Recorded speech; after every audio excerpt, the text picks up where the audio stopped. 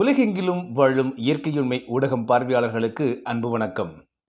ராமலிங்க வள்ளல் பெருமானாருடைய கொள்கைகள், அவருடைய உபதேசங்கள், அவருடைய மரணமிலா பெருவாழ்வு ஆகியவற்றை பற்றியெல்லாம் ஆய்வு செய்வதும், அறைக்குள் சென்று திருக்காப்பிட்டு கொண்ட பிறகு அவருக்கு என்ன நடந்திருக்கலாம் என்பது பற்றியெல்லாம் அ அ மெய்யியல் ரீதியாக அறிவார்ந்த சிந்தனைகளை மேற்கொள்பவர்கள், அவர்கள் சத்விசாரம் என்று சொல்லக்கூடிய வள்ளல் பெருமானார் சொல்லக்கூடிய உண்மையான விசாரணையை மேற்கொள்ளக்கூடியவர்களாக இருக்க இருந்தால் நமக்கு மகிழ்ச்சி.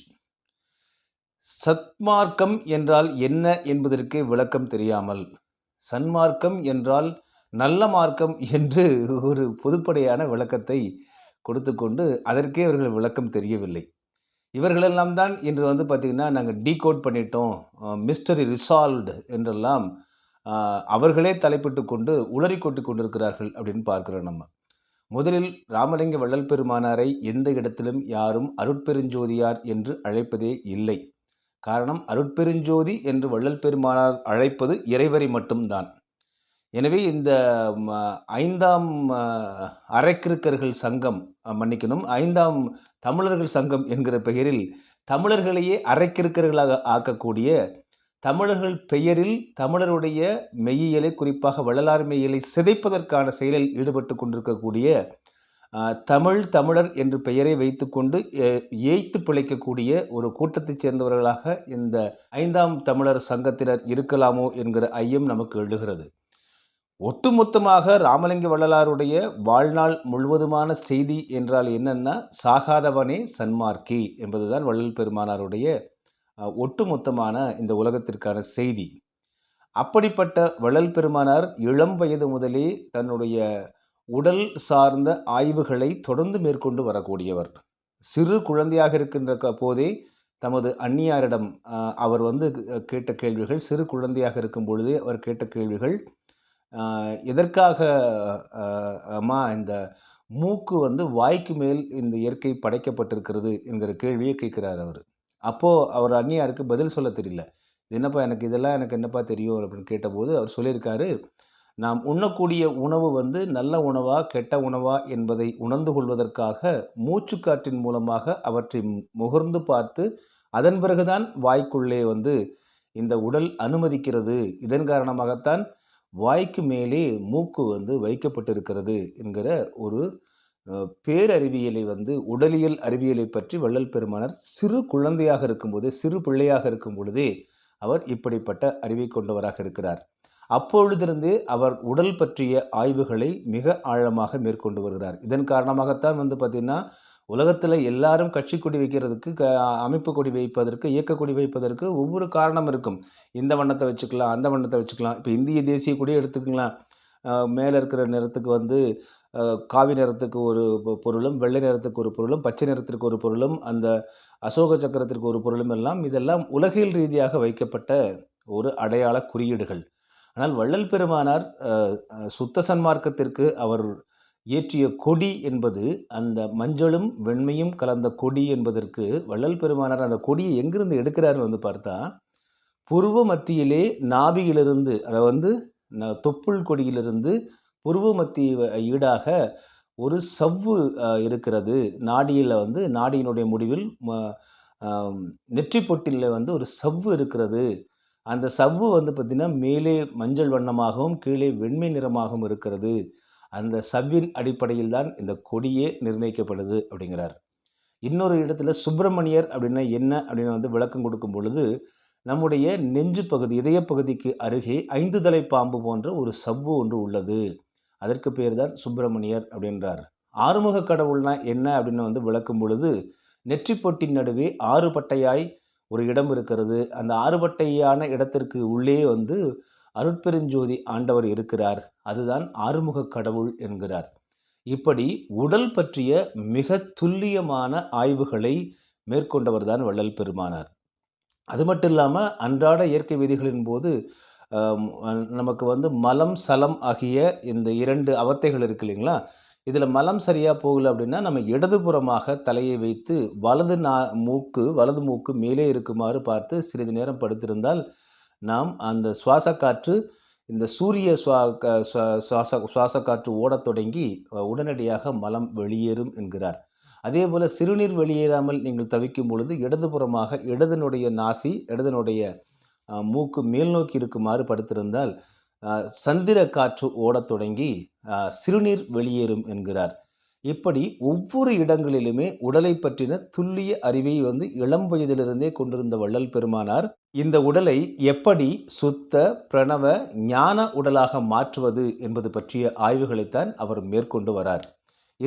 அதற்கான வழிமுறைகளையும் சொல்றார் அவர். இந்த பல பேர் மூடத்தனமா நினைச்சிட்டு இருக்காங்க. வள்ளல் பெருமானார் அந்த சித்தி வளாகத்தில் இறுதியாக சென்று அறைக்குள் அமர்ந்து அந்த ஞான தேகம் அவர் அடைந்து விட்டார். அப்பொழுதுதான் அவருக்கு அந்த உடலெல்லாம் கிடைச்சிருக்கு. அப்பொழுதுதான் அவருக்கு அந்த சிறப்பெல்லாம் கிடைத்திருக்கிறது. அப்பொழுதுதான் இறைவன் கலந்தார் என்பதாக இவர்கள் பல பேர் சொல்லிட்டு இருக்காங்க. ஆனால் உத்தரஞான சிதம்பரம் என்கிற அந்த பகுதியில் வள்ளல் பெருமானார் உத்தரஞான சிதம்பரத்தில் வாழ்ந்த காலத்திலேயே அவருக்கு அத்தனை வரங்களுமே கிடைத்துவிட்டது என்பதை தமது எழுத்தாவணத்தில் சொல்லியிருக்காங்க. உத்தரஞான சிதம்பரம் எமக்கு என்னென்ன அருளெல்லாம் அளித்தது அப்படிங்கிறத அப்பவே சொல்லிட்டாங்க.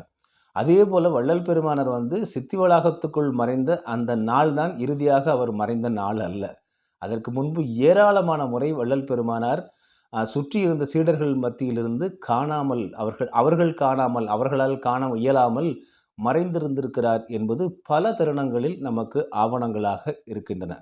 எனவே வள்ளல் பெருமானாருக்கு இந்த உடலை மறைத்தும் உடலை தோன்றவும் செய்யக்கூடிய ஆற்றல் இருந்திருக்கிறது என்பது கண்கூடு. இப்போது வள்ளல் பெருமானார் போன்றவர்கள் நம்ம இந்த இந்த இந்த அரைவேக்காட்டு பசங்க உளறுவதற்கு பதிலுக்கு பதில் அவர்கள் வரிக்கு வரி பதில் சொல்வதெல்லாம் நமக்கு அவசியமற்ற ஒன்று. ஏனென்றால் நீங்கள் முதல்ல வள்ளல் பெருமானாருடைய பெயரையே தவறாக உச்சரிக்கிறாங்க. அருட்பெருஞ்சோதியார்னு வள்ளல் பெருமானாருக்கு பெயரே கிடையாது. முதல்ல யாருமே அழைத்ததில்லை, யாரும் அழைக்க மாட்டாங்க. அருட்பெருஞ்சோதி அப்படிங்கிறது அருட்பெருஞ்சோதியார், ஜோதியார் அப்படின்னாலே அது இறைவர் தான் அர்த்தம். எனவே இறைவரை பற்றி இவர் உளறி கொட்டி கொண்டிருக்கிறார்கள். வள்ளல் பெருமானாருக்கும் இறைவருக்குமான பெயருக்குமே வேறுபாடு தெரியல. ஒன்று. இரண்டாவது, சித்தி வளாகம் எது, சித்தி வளாகத்துக்கு முன்பாக யாரோ ஒரு தனியார் ஒருவர் கட்டிய கட்டடம் எது அப்படின்னு வேறுபாடு தெரியாமல் அதை ஒரு மர்ம தேசம் போல இவங்க காமிச்சிட்டு இருக்காங்க. 2. மூன்றாவது, சந்திரமுகி திரைப்படத்தை ஒரு ஆதாரமாக சான்றாக எடுத்துக்கொண்டு வள்ளல் பெருமானாருடைய மரணமில்லா பெருவாழ்வு வாழ்க்கையை ஒப்பிடுகிறார்கள் என்றால், மறைவதை ஒப்பிடுகிறார்கள் என்றால், இதைவிட ஒரு கேவலமான, அபத்தமான, மூடத்தனமான, சிறுபிள்ளைத்தனமான ஒரு செயல் இருக்க முடியுமா? அந்த படமே ஒரு மலையாள படம். அந்த மலையாள படத்திலிருந்து ரீமேக் செய்ய தமிழ் பி. வாசு ரீமேக் செய்த படம் தான் இந்த சந்திரமுகி படம்.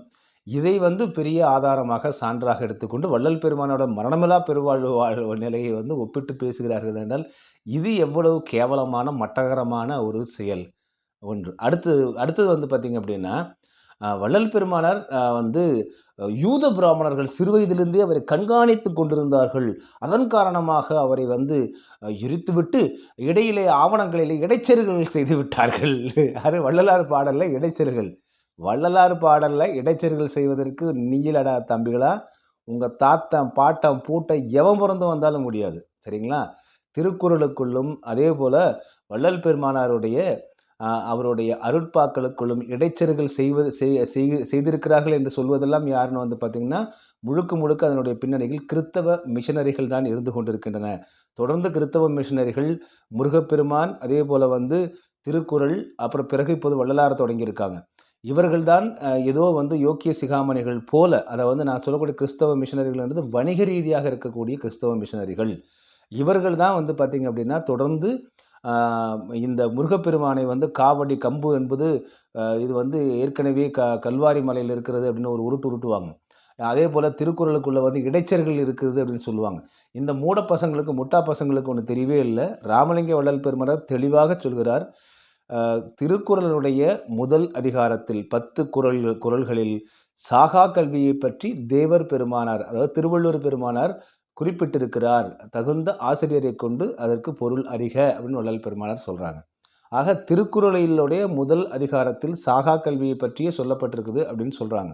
சாகா கல்வி, மரணமில்லா பெருவாழ்வு, இந்த நரை, மூப்பு, பிணி, சாவு ஆகியவற்றை, இந்த அவத்தைகளை அகற்ற வேண்டும் என்கிற போராட்டம் இது வெற்றி பெற வேண்டும் என்கிற முனைப்பு பலாயிரம் ஆண்டு காலமாக தமிழரிடையே இருக்கிறது. சேயோன் காலத்திலிருந்து சிவன் என்று சொல்லக்கூடிய சிவன் என்கிற பெயர் இலக்கியங்கள் எங்கேயுமே கிடையாது.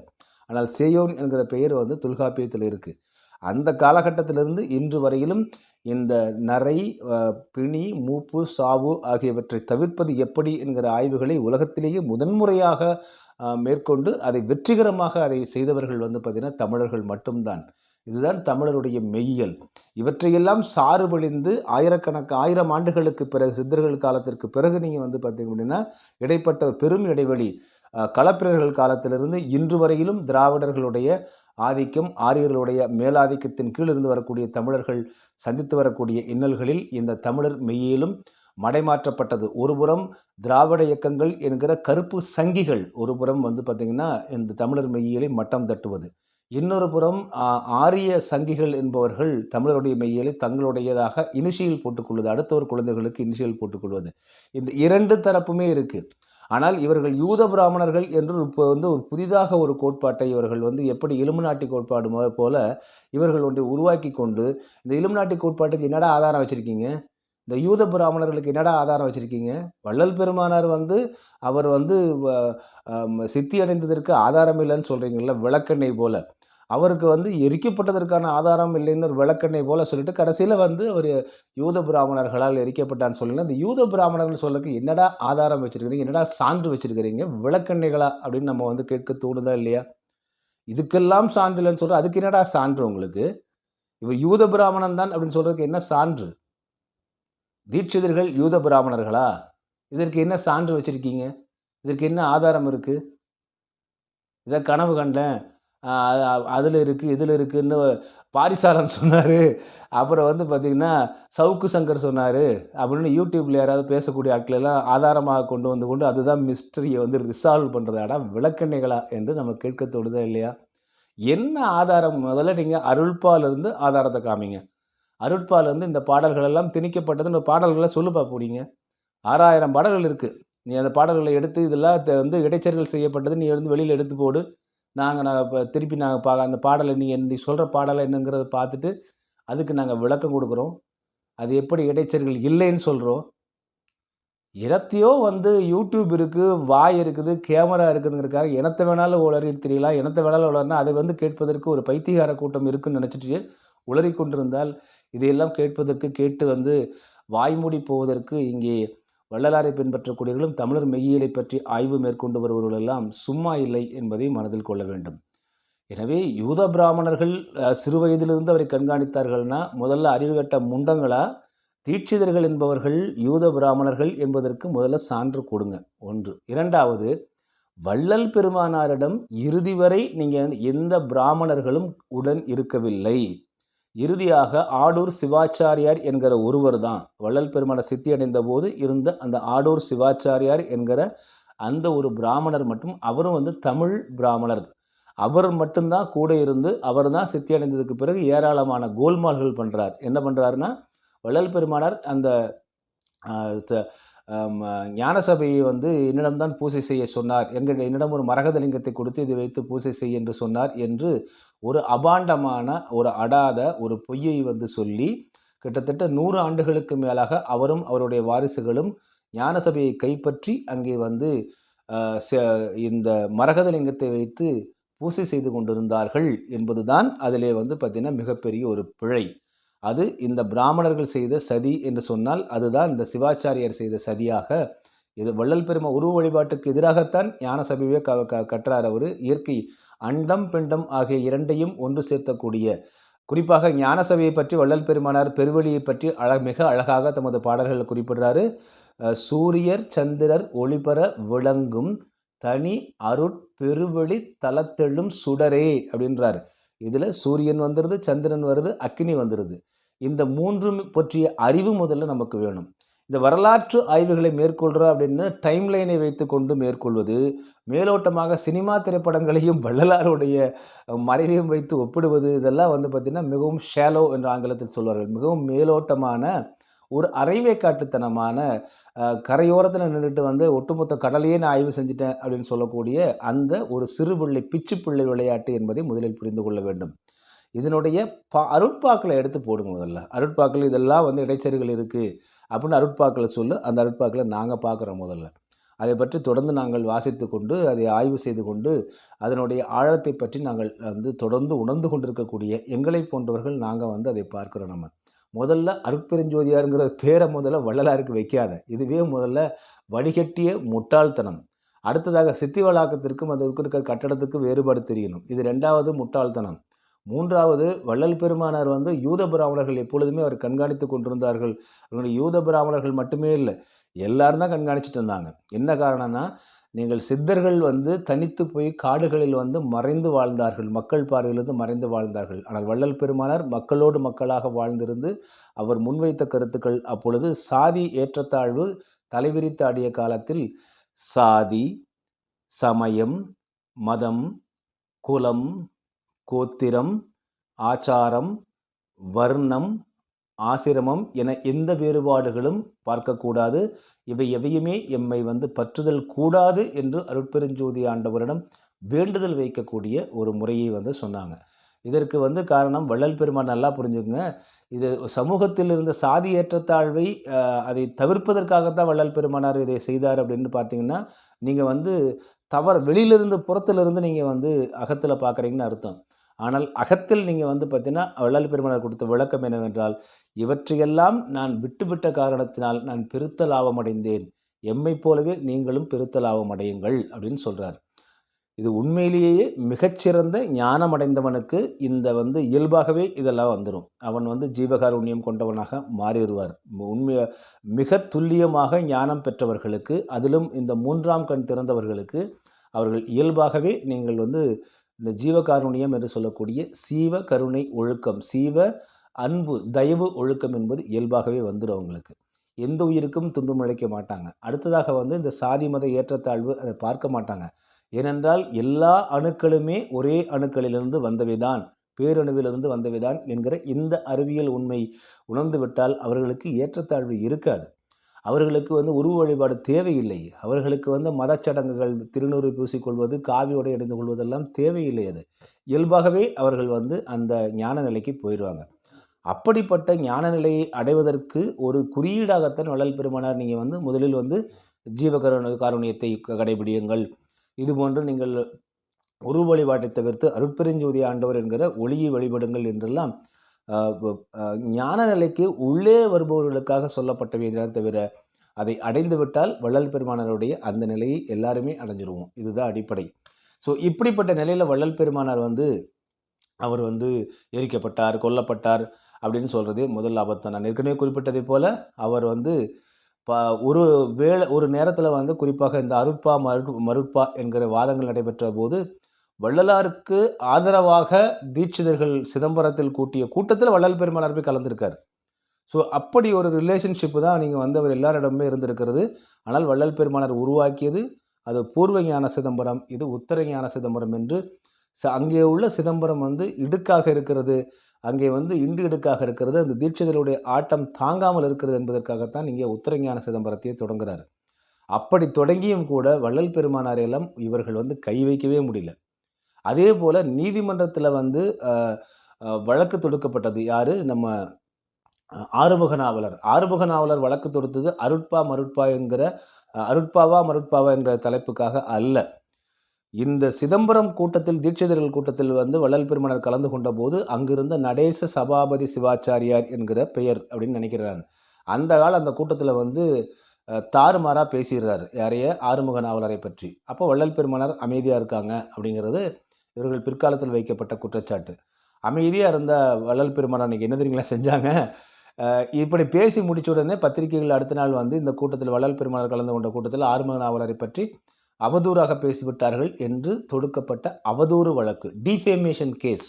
ஆறுமுக நாவலர் வள்ளல் பெருமானாரை வந்து முதல் குற்றவாளியாகவும் அந்த சபாபதி நடேச சிவாச்சாரியாரா அந்த பேசினார் இல்லையா, அதில் அவர் 2வது குற்றவாளியாகவும் கொண்டு தான் வந்து வழக்கு தொடுக்கிறாங்க. இது டிஃபேமேஷன் கேஸ், கடலூர் நீதிமன்றத்தில் தொடுக்கப்பட்டது அவதூறு வழக்கு. இந்த அவதூறு வழக்குக்காக அந்த நீதிமன்றத்திற்கு வள்ளல் பெருமானார் போய் சொல்கிறாங்க, நான் அவ்வாறு எதுவும் பேசவில்லைன்னு சொன்ன உடனே வள்ளல் பெருமானாரை விடுவித்து அதற்கு அடுத்தபடியாக அதிகம் ஓவரா பேசினார் பார்த்தீங்களா, அந்த சிவாச்சாரியார். அவருக்கு ரூ. 50 தண்டம் விதிக்கப்பட்டது கடலூர் நீதிமன்றத்தால். இது வரலாறு. சரிங்களா? இப்படி இருக்கிற கட்டத்தில வந்து பார்த்தீங்கன்னா, வள்ளல் பெருமனர் அந்த அமைதி காத்ததனுடைய அடையாளம் என்னன்னா, அந்த தீட்சிதர் கூட்டத்துக்கும் போயிட்டாரு. அ தமக்கு ஆதரவா இருந்த கூட்டத்துக்கு அழைச்சிருக்கிறது, நம்ம ஏன் போகாம இருக்கணும்னு போய் அமர்ந்துட்டாரு. வாய் விட்ட தீட்சிதரையும் நீதிமன்றத்தில மாட்ட விட்டுட்டாரு. இவர் அழகா வந்து வள்ளல் பெருமானார் சிரித்த முகத்தோடு வெளியே வந்து விட்டார். இதுதான் நடந்த உண்மை. எனவே இது என்னமோ வள்ளல் பெருமானாருக்கு வந்து பெரிய பின்னடைவாக இவர்கள் எல்லாம் பேசிக் கொண்டிருக்கிறார்கள். அடுத்ததாக வள்ளல் பெருமானார் வந்து பார்த்தீங்கன்னா, இயற்கையிலேயே நான் ஏற்கனவே குறிப்பிட்டதைப் போல, சித்தர்களினுடைய சித்திகள் அ அ 647 கோடி சித்துகள் வந்து தமக்கு கைவரப்பெற்றதா வள்ளல் பெருமானார் சொல்றாங்க. அதற்கேற்ப அவர் பல சித்துக்களை வந்து அவர் ஆடியிருக்கிறார் என்பதும் வரலாறு. அவருடைய உடன் இருந்தவர்கள். அதில தொழுவூர் வேலாயுதம் ஐயா அவர்கள் தியாசபிக்கல் சொசைட்டி கொடுத்த அ இறுதி அந்த வாக்குமூலத்தில சொல்றாங்க, வள்ளல் பெருமானாரிடம் வந்து உபதேசம் கேட்க வருபவர்களை விட, அவர் செய்யக்கூடிய சித்தாடல்களை பார்ப்பதற்காகத்தான் ஏராளமான கூட்டத்தினர் வந்தாங்க அப்படின்னு சொல்றாங்க. அப்போ வள்ளல் பெருமானாருக்கு இயல்பாகவே சித்தாடல் தெரிந்திருக்கிறது, சித்து தெரிந்திருக்கிறது. அது மட்டும் இல்ல ரசவாதம் தெரிந்திருக்கிறது. இத்தனை கலைகளை உடைய ஒருத்தர் வந்து பார்த்தீங்க அப்படின்னா, அதுவும் சித்தருடைய இயல்ல வந்து மிக உயர்ந்த நிலையை எட்டியவர் வள்ளல் பெருமானார். அப்படிப்பட்ட உயர்நிலையை எட்டிய வள்ளல் பெருமானார், ஒருவேளை இந்த சுத்த பிரணவ ஞானம் தேகம் கிடைக்கலன்னே வச்சுக்கங்களேன். இவர்களுடைய வாதத்தின் அடிப்படையில் அவர் தன்னுடைய உடலை ஜீவசமாதி ஆக்கியிருக்க முடியும். அது கூட தெரியாம வள்ளல் பெருமானாருக்கு வந்து இந்த மெய்யியல்ல வந்து அவர் 51 ஆண்டுகள் வந்து அவர் காலம் கடத்தவில்லை. அவர் அந்த ஒரு ஜீவசமாதி என்றால் என்ன? சுத்த ஞானம் என்றால் என்ன? பிரணவ உடல் என்றால் என்ன? ஞான தேகம் என்றால் என்ன? இது எத்தனை நாட்கள்? எப்படிப்பட்ட ஒரு மாற்றுடையது? எத்தனை வயது உடையதெல்லாம் தெள்ளத் தெளிவா பட்டியலிடுறாரு அவரு. ஆக இத்தனை மிக ஆழமான அ அ ம மெய்யியல்ல குறிப்பாக உடல் பற்றிய ஆய்வில் மெய்யியல் என்றாலே மெய் என்றால் உண்மை என்று ஒரு பொருள் இருக்கிறது. இன்னொன்று உடல் என்று பொருள் இருக்கிறது. இந்த உடலியல் வந்து எப்படி வந்து இதை சுத்த தேகமாக, பிரணவ தேகமாக, ஞான தேகமாக மாற்றுவது என்பதற்கு அ தியான தவ முறைகள் எல்லாம் கடந்து வள்ளல் பெருமானார் இறைவருடைய அருள் பெற வேண்டும் அப்படின்றாங்க. ஒரு கட்டத்திற்கு பிறகு வள்ளல் பெருமானாருக்கு உறக்கமே இல்லை அப்படிங்கிறது தொழுவூர் வேலாயுதம் ஐயா சொல்லியிருக்காங்க. நாங்கள் உறங்கியே பார்த்ததில்லை. ஆனால் எப்பொழுதுமே உற்சாகமா செயல்படுவார், வலிமையாக செயல்படுவார் அப்படிங்கிறத சொல்றாங்க. 3 நாளைக்கு ஒரு முறை ஒரே ஒரு கவளம் உணவை உண்டு, சர்க்கரை நீர் மட்டும் அருந்துவார்கள். ஆனால் வலிமையோடு இருந்தார் வள்ளல் பெருமானார்ன்னு சொல்றாங்க. அன்று வந்து இது வள்ளல் பெருமானார் சொன்னது எழுத்தாவணங்கள் உள்ளதை நம்புவதற்கு வந்து பல பேர்த்துக்கு சிரமமா இருக்கும். ஆனால் இன்று வந்து பார்த்தீங்கன்னா, வள்ளலார் வழியில் வந்த திருப்போரூர் வேலைக்காரர் ஐயா அவர்கள் வந்து பார்த்தீங்கன்னா, 40 ஆண்டுகள் ஆகின்றன. அவர் உணவு உண்டு. இப்பொழுது நாளொன்றுக்கு அரை குவளை நீர் மட்டுமே அருந்தி உயிர் வாழ்ந்து கொண்டிருக்காங்க. 40 ஆண்டு காலமாக வள்ளல் பெருமானாருடைய பின்பற்றி வாழ்ந்துட்டு இருக்காங்க. அவருக்கு அந்த அருள் கிடைத்திருக்கிறது. அதாவது வந்து உடலுக்குள் உணவில்லாமல் வாழக்கூடிய அந்த அமுதம் என்று சொல்வார்கள். அது அவருக்கு சுரக்கத் தொடங்கியதால் அவருக்கு பசி எடுப்பதில்லை. வெறும் நீரை மட்டுமே குடித்து வாழ்ந்து கொண்டிருக்கிறார்ன்னு பார்க்கிறோம். இப்படி ஏராளமான யோகிகளும், ஞானியர்களும் பலவிதமான அற்புதங்களை இந்த மண்ணிலே நிகழ்த்தி காண்பித்திருக்கிறார்கள். இதற்கு ஏராளமான எழுத்தாவணங்கள் இருக்கின்றன. நீங்கள் ஒரு யோகியின் சுயசரிதை எடுத்துக்கிட்டீங்கன்னா, அதில வந்து பரமஹம்ச யோகானந்தா வட இந்தியாவில் இருக்கக்கூடிய அத்தனை யோகிகளையுமே பட்டியலிட்டிருப்பார் அவரு. இவர்களெல்லாம் எத்தகைய ஆற்றலை பெற்றவர்களாக இருந்தாங்க அப்படின்ட்டு. எனவே இந்த தமிழருடைய மெய்யியலில், யோக முறைகளில் நாம் அடையக்கூடிய ஆற்றல் என்பது ஏராளமான ஆற்றல், ஏராளமான இது அடைஞ்சிருக்காங்க. இப்போ போகர் பெருமானாரை போய் ஒருத்தன் கொன்ற முடியுமா? சிவவாக்கியரை போய் ஒருவர் கொன்றுவிட முடியுமா? கருவூராரை போய் ஒருவர் கொன்றுவிட முடியுமா? அவரை எரித்துவிட முடியுமா? சித்தர் பெருமக்களையே நீங்கள் வந்து தொடக்கூட முடியாது. அந்த அளவுக்கு அவர்கள் ஆற்றல் வாய்ந்தவர்கள். இதில வள்ளல் பெருமானார் பேராற்றல் வாய்ந்தவராக இருந்திருக்காரு அவரு. அவ்வளவு சத்தியஞான சபையை அந்த கட்டக்கூடிய அந்த அதனுடைய நேர்த்தியும், அதனுடைய ஒவ்வொரு விதமான கட்டமைப்பும் போய் பாருங்க. இதை வந்து இப்படிப்பட்ட ஒரு இவர்கள் கூறுவதைப் போல யூத பிராமண நெருக்கடி கொண்டவர்லாம் போய் அவ்வளோ அழகா கட்ட முடியுமா? அவரை தொடுவதற்கு இந்த மண்ணில் எந்த ஒரு மானுடனுக்கும் முதுகெலும்பே கிடையாது. சரிங்களா? அப்படிப்பட்ட வலிமை வாய்ந்த ஒரு மாபெரும் சித்தர்களுக்கெல்லாம் சித்தராக இருந்தவர் வள்ளல் பெருமானார். அவர் பெயர் வைத்திருப்பதே சித்தி வளாகம் தான். சித்தி வளாகம். அதேபோல உத்தரஞான சித்திபுரம் அப்படின்னு தான் வந்து பெருவெளிக்கு பேர் வைக்கிறாங்க. இறைவரோட அருளால பெயர் வச்சேன்னு சொல்றாங்க. 647 கோடி சித்திகள் வந்து கைவரப்பெற்றதா சொல்றாங்க. அதே போல வந்து பார்த்தீங்கன்னா, ரசவாதத்தில மிகச்சிறந்த ஒரு அ அ பேராற்றல் வாய்ந்தவர்கள், செம்பை பொன்னாக்கக்கூடிய திறன் வாய்ந்தவர்களா இருக்காங்க. பாதரசத்தை வந்து சுத்திகரிக்க தெரிந்தால் ஒருவன், பாதரசத்தை வந்து சிவனுடைய விந்து என்றே வந்து சித்தர் இதில சொல்லுவாங்க. அதை சுத்திகரிக்க தெரிந்திருந்தால், அவர்தான் சித்தர் நிலையில மிக உயர்ந்த நிலையை அடைந்தவர்ன்னு பெயர்.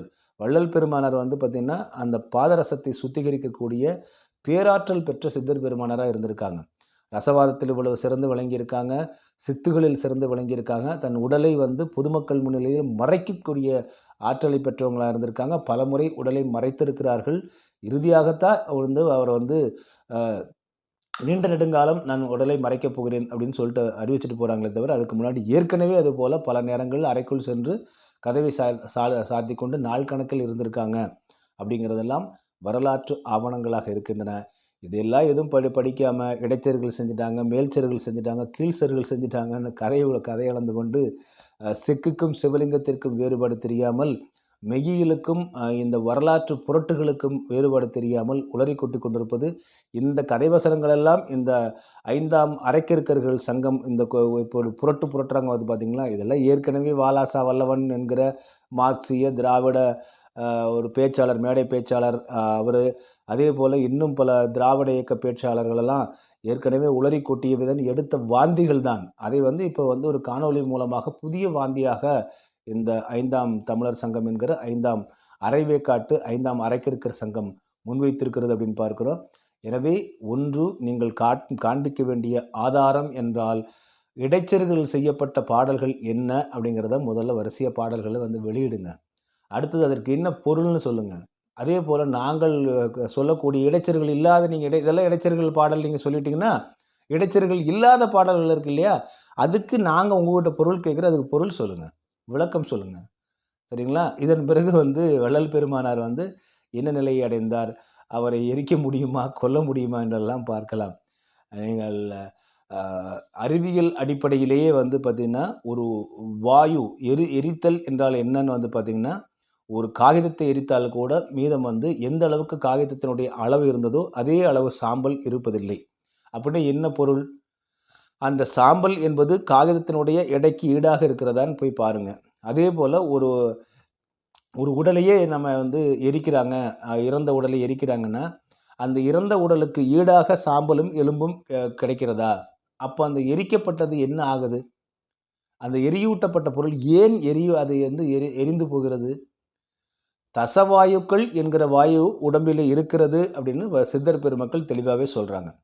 இதுல தனஞ்சயன் என்கிற வாயு தான் மிக முக்கியமான வாயு. அதுதான் உடம்பை டீகம்போஸ் பண்ணும் அப்படின்னு சொல்றாங்க.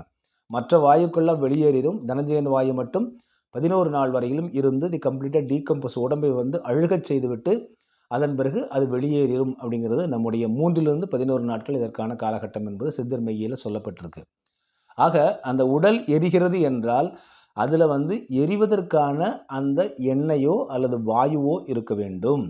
அப்ப இந்த தசவாயுக்கள்ல வந்து பார்த்தீங்கன்னா, இந்த குறிப்பிட்ட சில வாயுக்கள் தான் அது எரிவதற்கு காரணமா இருக்கு. இந்த உடல் எரியூட்டப்பட்டால், இந்த உடல் என்ன ஆகுது அப்படின்னா, அது வாயுவாக மாறிவிடுகிறது. எரியூட்டப்பட்டபோது, அது வாயு நிலைக்கு அது வந்து உடல் மாறிவிடும்போது, மீதம் இருக்கக்கூடிய வாயுவாக கன்வர்ஷன் ஆக முடியாத, வாயுவாக மாற்றம் பெற முடியாத எலும்பும், அதேபோல சில பொருட்களும் மட்டும் தான் சாம்பலாக கீழே நிற்கிறது. அவை வாயுவாக கன்வர்ஷன் ஆக முடியல அப்படின்னு பொருள் அது. சரிங்களா?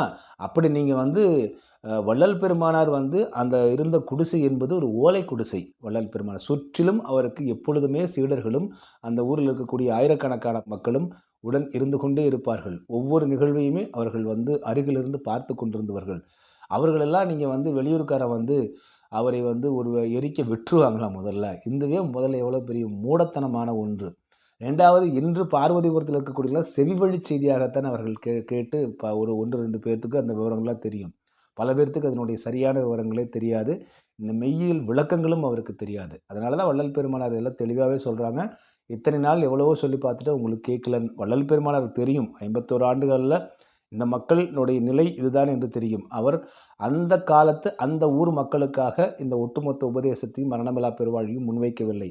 மானுடத்திற்கான நீண்ட நெடுங்காலத்திற்கான எதிர்காலத்திற்கான பல 100 ஆண்டுகளுக்கு தேவையான பதில்களையும் அதனுடைய வழிமுறைகளையும் தன்னுடைய 51 ஆண்டு கால வாழ்நாளில் அவர் இந்த உலகத்திற்கு சொல்லிட்டு போயிருக்காரு. நமக்கு தேவை கேள்வி எழும்பும்போது அதை பதிலாக அவரிடமிருந்து பெற வேண்டும் என்பதுதான். எனவே மெய்யியலில் சித்தர் பெருமக்களும் அதே போல வள்ளல் பெருமானர் போன்ற அருளாளர்களை எல்லாம் மானுடர்களை கொண்டு அழிப்பது ஒழிப்பது என்பதெல்லாம் இதெல்லாம் மிகவும் ஒரு அற்பத்தனமான சிறுபிள்ளைத்தனமான ஒரு குழந்தைகளுக்கு பேய்க்கதை சொல்வதை போன்ற கதைகளை தவிர அவர்களையெல்லாம் தொடுவதற்கு இந்த மண்ணில் எந்த ஒரு மானிடருக்கும் எந்த விதமான முதுகெலும்பும் கிடையாது, திராணியும் கிடையாது, துணிச்சலும் கிடையாது. அடுத்ததாக பார்த்திங்கன்னா இந்த யூத பிராமணர்கள் என்பதை விட அதிகமாக வள்ளல் பெருமானாருக்கு எதிர்ப்பாக இருந்தவர்கள் இன்று வரை வள்ளல் பெருமானாருடைய அவர் அவர் எரிச்சிட்டாங்க, அவருடைய உடல் அழுகிருச்சு இந்த கதை அளந்தவர்களெல்லாம் யாருன்னா ஆறுமுக நாவலருடைய ஆதரவாளர்கள் தான், கதிரை நாவேர் பிள்ளையினுடைய ஆதரவாளர்கள் தான். இவர்கள் தான் தொடர்ந்து இந்த பொய்களை பரப்பி கொண்டிருக்கிறார்கள். அவருடைய ஆறுமுக நாவலர் கூட மனம் திருந்து விட்டார். ஆனால் இன்று வரை அதை அந்த அந்த எழுத்துக்களை சிலவற்றை அவர்கள் தரப்பில் ஆறுமுக நாவலர் தரப்பில் எழுதி அவதூறு எழுத்துக்களை பொய்யான எழுத்துக்களை பின்பற்றி கொண்டு இன்று வரை பலரும் உளறிக் கொண்டிருக்கிறார்கள். இந்த 5ஆம் தமிழர் சங்கம் என்பதும் ஆறுமுக நாவலர் வழியில் வந்த அந்த சிந்தனையை கொண்ட ஒரு சங்கமாக இருக்கிறது. எனவே யூத பிராமணர்கள் மீது இவர்கள் குறை சொல்லிக்கொண்டு ஆறுமுக நாவலர் சைவ சித்தாந்திகள் செய்த பிழைகளை இவர்கள் மறைப்பதும் அதே போல இவர்களுக்கு பின்னணியில் இந்த திராவிட மார்க்சிய பெரியாரிய அதே போல இந்த கொள்ளை வணிக ரீதியாக இருக்கக்கூடிய கிறிஸ்தவ மிஷனரிகளும் ஏன் இருக்கக்கூடாது என்கிற ஐயமும் நமக்கு எழுகிறது. ஏனென்றால் அவர்கள்தான் தமிழருடைய மெய்யியலை எப்படியாவது இங்கே மட்டம் தட்டி விட வேண்டும் என்பதில் குறியாக இருக்காங்க. அவர்கள் முதல்ல நீங்கள் ஆராய்ச்சி இன்வெஸ்டிகேஷன் பண்ணுறவங்க போயிட்டு வேளாங்கண்ணி கோவிலில் போய் எதுக்குடா தேங்காய் பழம் உடைக்கிறான், கொடிமரம் ஏண்டா நட்டாங்க, ஏண்டா அவள் இப்போ தேர் இழுக்கிறா அப்படிங்கிறத பற்றி இன்வெஸ்டிகேஷன் பண்ணுங்கடா, இந்த புலனாய்வு புலிகளா அப்படின்னு இந்த நேரத்தில் நம்ம சொல்லிக்கிறோம். எனவே இன்வெஸ்டிகேஷன் என்கிற பெயரில் மிஸ்டர் ரிசால்வ்டுன்னு பெயர் போட்டாமல் டைட்டில் போட்டால் மட்டும் பத்தாது. முதல்ல உனக்கு மிஸ்டரினா என்ன மிஸ்டரினே தெரியல, அதில் வள்ளல் பெருமானார் பெயர் சரியாக சொல்ல தெரியல, தப்பாக சொல்கிறீங்க. அதில் காண்பிக்கக்கூடிய சான்றுகள் போய் அதில் காண்பிக்கக்கூடிய ஆதாரங்கள் சந்திரமுகி திரைப்படத்தை காமிக்கிறீங்க. இதை விட காமெடி உலகத்தில் வேறு ஏதாவது இருக்க முடியுமா? இடைச்சர்கள் இருந்துருச்சுன்னு சொல்லி உளர்றீங்க. இடைச்சர்கள் பாடல்களை சொல்லுங்கடா சாமிகளை, அடுத்த பாகங்கள் போட்டேன்னு என்னென்ன பாடல்கள் இடைச்சர்களாக இருக்குங்கிறதெல்லாம் பட்டியலிடுங்க. அப்பொழுது மட்டும்தான் நம்ம அது பற்றிய மேற்கொண்டு பேச முடியுமே தவிர இது போன்று கனவு கண்டு கற்பனைக்கு எட்டிய போது உட்காந்து டெஸ்கில் தப்பாக ஸ்கிரிப்டை எழுதி அதுக்கு மியூசிக் ஜிக்ஜாக் மியூசிக்கெல்லாம் போட்டு ஒரு கிராஃபிக்ஸ் எல்லாம் போட்டால் அதெல்லாம் உண்மையாகிவிடும் என்பதல்ல. இவற்றை பின்பற்றக்கூடியவர்கள் தயவு செய்து காணொளிகளை பார்த்து நீங்கள் முடிவு செய்வதை விட நீங்கள் வள்ளல் பெருமானாருடைய உரைநடைகளை வாசியுங்கள், அவருடைய பாடல்களை நீங்கள் திரும்ப வாசியுங்கள், அகவலை வாசியுங்கள். எல்லா ரகசியங்களையுமே வள்ளல் பெருமானார் அதில் சொல்லியிருக்காங்க. இந்த ரகசியங்கள் புரிந்தவர்கள் மெய்யியல் அறிந்தவர்கள், சன்மார்க்கம் அறிந்தவர்கள். இந்த ரகசியம் புரியாமல் தப்பும் தவறுமாக ஒரு புரிதலை கொண்டு இது போன்று உளறி கொட்டி கொண்டிருப்பவர்கள் அவர்கள் பார்த்திங்கன்னா துன்மார்க்கர்கள். அது மட்டும் இல்லாமல் இவர்கள் வதந்தி பரப்புவர்கள், தமிழர் மெய்யியலை சிதைப்பவர்கள், வள்ளல் பெருமானாருடைய ஒட்டுமொத்தமான சன்மார்க்கத்தை எப்படியாவது சிதைத்து விட வேண்டும் என்று செய்யக்கூடிய சதிவேலை செய்யக்கூடியவர்கள் என்பதில் எந்த மாற்று கருத்தும் கிடையாது. இவர்களிடம் தமிழர்கள் மிகவும் கவனத்துடன் இருக்க வேண்டும் என்கிற அந்த வேண்டுகோளோடு மீண்டும் மற்றொரு காணொளியில் உங்களை சந்திக்கிறேன். அதுவரை நன்றி, அன்பு, வணக்கம். டிஎன்டிவி தமிழ் ஊடகம், தனித்துவமான தமிழ் ஊடகம்.